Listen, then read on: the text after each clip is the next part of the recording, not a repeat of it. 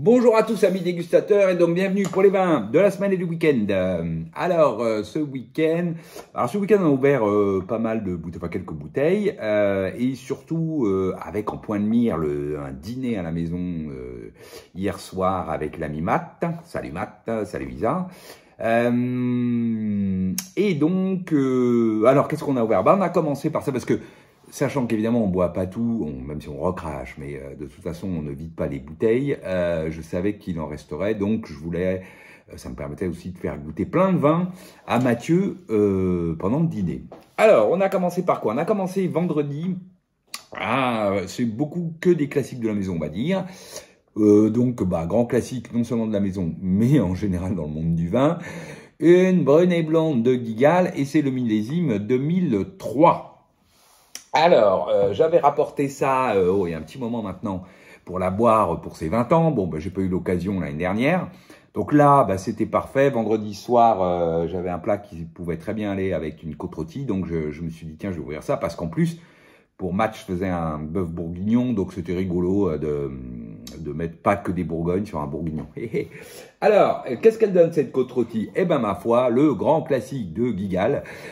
Très joli nez et même surprenant parce que cassis mûr, oui, compoté, oui, allez, très léger, kirsch, un peu cerise kirschée, mais très léger. Franchement, on n'est pas du tout dans l'écœurement, le fruit confit, sucré, pruneau, pas du tout, du tout, du tout.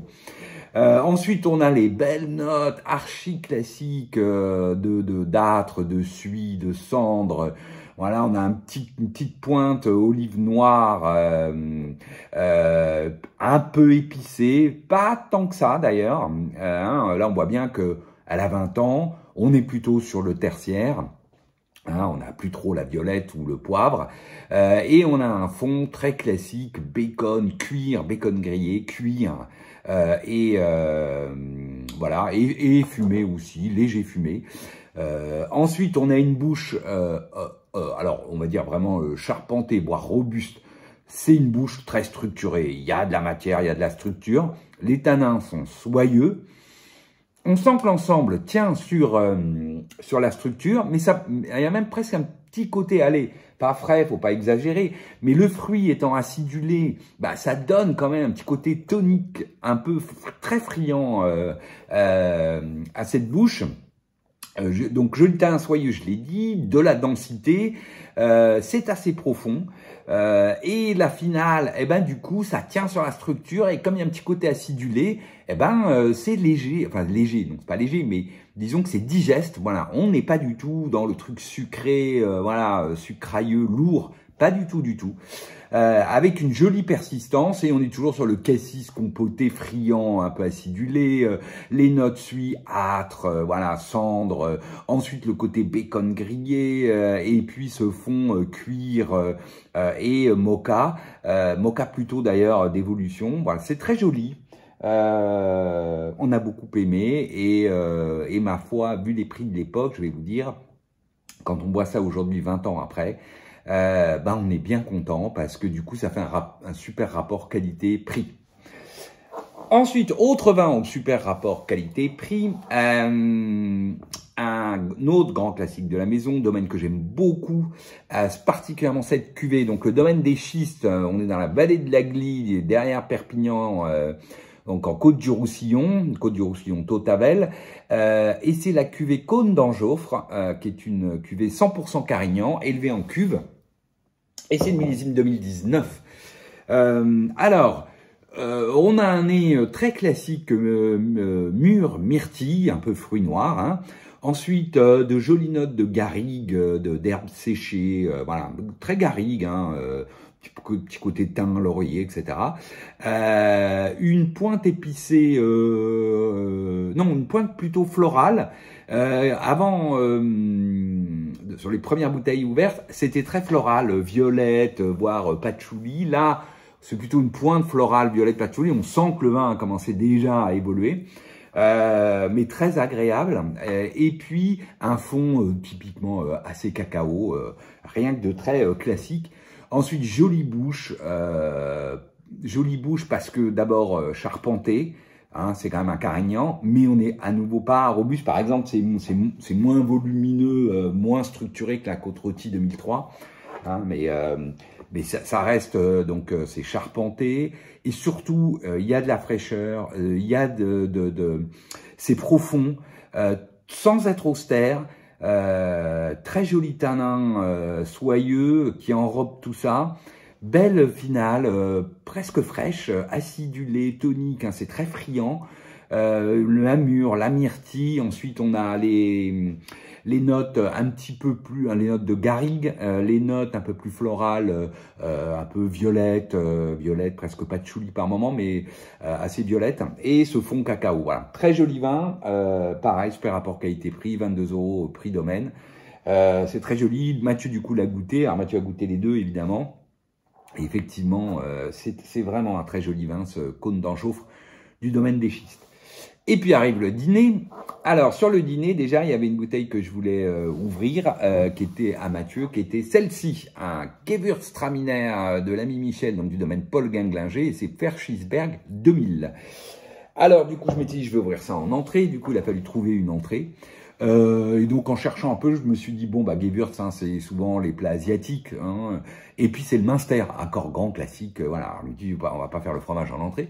Et du coup, bah, j'ai eu l'idée de faire des œufs cocottes au Münster. Et bah, ça a assez bien marché avec le Gewürz. Pas non plus transcendantal, mais ça marchait. C'était un accord qui fonctionnait. Et il fonctionnait parce que c'est évidemment ce Verschisberg 2000 de Michel est un très joli vin, très beau Gewürz. Alors, on est classique d'un Gewürz, on est sur le fruit exotique, le litchi. Ensuite, on a surtout de superbes notes de rose, vraiment. C'est très marqué de la rose, très joli. On a une petite pointe un peu roche, enfin plutôt le fond est assez roche, calcaire, amande, et on a une pointe pralin au nez qui va être un peu plus marqué en bouche. Hein. Alors, on a une bouche ample, évidemment, du volume, mais tout ça tient, c'est droit. On sent que, évidemment, c'était plutôt un demi-sec, il y a un peu de sucre hein, dans ce vin, qu'il est aujourd'hui digéré, c'est-à-dire qu'on n'a pas de sentiment de sucre, c'est marqué. Hein. Alors, on est plutôt sur le fruit exotique acidulé. On a du coup aussi un petit côté d'agrumes confits, certes, mais tout ça est très droit, ça part pas dans tous les sens. Il y a de la profondeur, il y a donc ce côté acidulé qui apporte évidemment de la fraîcheur et du tonique, et une belle finale ample, du volume, bien droite, jolie persistance, toujours sur ce côté fruits exotiques, donc plutôt litchi, les notes de rose qui sont vraiment très jolies, une petite pointe là plutôt agrumes confits. En bouche, on a un petit côté pralin aussi, qu'on va retrouver un petit peu dans la finale, et puis ce fond, donc effectivement, amande pralin, et puis ensuite roche un peu calcaire, voilà. Très joli vin que ce Gewürz de Michel. Ensuite, on a ouvert ça. Alors, j'avais ça en cave, donc j'ai fait un bœuf bourguignon pour Matt, et j'avais ça, je me suis dit, tiens, super, on va ouvrir ça. Un pommard de l'ami Jean-Pierre du domaine Boyau, et c'est Pézerolles 2009. Alors, vin que j'aime beaucoup, que j'ai déjà bu de nombreuses fois, avec Nicolas, entre autres, on avait adoré une des bouteilles qu'on avait bu un été, voilà. Et c'est vrai que globalement, chaque bouteille était très très belle. Celle-ci n'a pas dérogé à la règle, très joli nez. Alors, framboise mûre, cerise, pas à nouveau, pas du tout écœurant, etc. D'ailleurs, Matt en aveugle finira par trouver 2009, mais c'est pas du tout ce qu'il a dit en premier.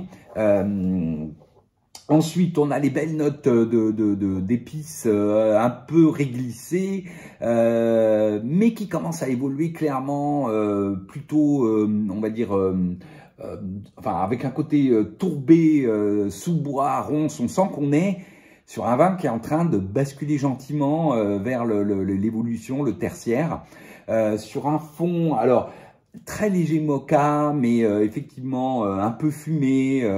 On a voilà les petites notes un peu comment dire, un peu d'évolution. Alors très léger cuir, voilà. Ensuite, on a une bouche charpentée, droite, et de la fraîcheur. C'est surtout ça qui est surprenant, qui donne évidemment un côté très friand parce que du coup on se retrouve avec de la framboise et presque de la groseille par moment acidulée, très friand. Les notes épices se font un petit peu plus évidentes, de type réglisse en bouche. Et puis la pointe, donc on va dire ronce sous bois qui évolue plutôt la champignon, cèpe, voilà. Et puis ce fond tourbé, très léger mocha. Voilà, c'est très joli, belle finale, fraîche, tonique. Alors, un petit peu moins festif qu'en jeunesse, hein, où voilà, le vin, voilà, on voyait avait un côté, et puis toujours avec Pézerolles, ce côté très épicé, très avenant, très festif, voilà. Là, c'est un petit peu plus droit, un petit peu plus profond. Voilà, on sent que le vin est en train de basculer. Mais voilà, très joli pommard. Et puis, dernière bouteille, donc celle apportée par Mathieu, hop, et qui est un Volnay, les Centenaux de Sylvie Esmonin. J'avais même oublié que, donc, domaine de Gevrey-Chambertin, bien connu. C'est millésime 2007. J'avais même oublié que Esmonin faisait un Centenaux. Alors, je mets le nez dessus et là, ça sent clairement le bacon grillé, la viande rôtie. Il y a un côté fumé mocha. Et je regarde Matt et je lui dis, bah alors, t'as amené une Syrah on venait de goûter la côte rôtie. Je lui dis, bah tu vois, t'as eu la même idée que moi sur le bourguignon. Alors il se marre, parce que je me doutais bien qu'il avait amené un Bourgogne. Hein, il savait que c'était un bœuf bourguignon, donc il se marre. Et puis, bon, ensuite en bouche. Alors on a une bouche à nouveau charpentée, il y a de la structure, de la matière là-dedans, des tanins denses, très soyeux, c'est frais, il y a une vraie fraîcheur tonique dans ce vin. On est à nouveau sur le fruit, alors plutôt noir au départ, mais on a, c'est vrai, un petit côté framboise aussi, voilà, quand on cherche, hein, si on se dit, mais non, ça doit être un pinot, voilà. Alors c'est moins par le fruit que tout d'un coup, après les notes, à nouveau cuir, bacon grillé, viande rôtie, et puis fumée, tabac, mocha du fond, on a une petite pointe un peu plus ronce, sous bois, qui est effectivement plus variétale du pinot, assez même classique du pinot. Mais bon, c'est parce que je m'en doute, c'est parce que je le sais que je la trouve. Voilà. Et puis une finale fraîche, tonique, c'est quand même très bon, c'est très friand. Voilà, donc du coup moi je positionne ça plutôt à nuit avec un domaine qui a de l'ambition, quoi. Hein. Et donc là, Matt me dit, bah non, c'est Beaune. Ah, je me dis, ah, non, alors, pas de chance. Je vois pas trop qui peut faire ça à Beaune. Par contre, le cru me parle tout de suite. Je me dis, ouais, c'est quoi? Et pour moi, vraiment, les épaules d'entrée, la droiture, la profondeur et la densité, puis la finale tonique, droite, profonde, pour moi, ça fait très Centenaux. Donc voilà, je suis content. Je lui dis que ça doit être, pour moi, c'est un Centenaux. Et voilà. Et Mathieu, d'ailleurs, est assez... assez surpris de ma réponse. Voilà, une bien belle soirée, on a bien bu, on a passé un bon week-end avec de très belles bouteilles en moyenne. Et j'espère que vous aussi, et je vous souhaite à tous une excellente semaine. Allez, salut!